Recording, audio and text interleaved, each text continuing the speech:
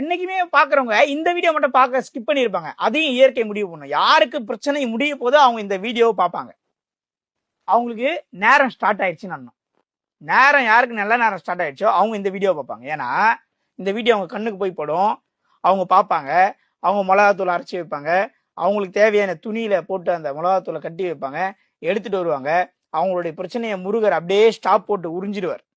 அதே மாதிரி தீராத கடன் சார், கடனால நொந்து நூலாகி அப்படியே அந்தரத்துல தொங்குறவங்களுக்கு இந்த மிளகாய்த்தூள் அபிஷேகம் அப்படியே வாழ்க்கையை மாத்திடும்.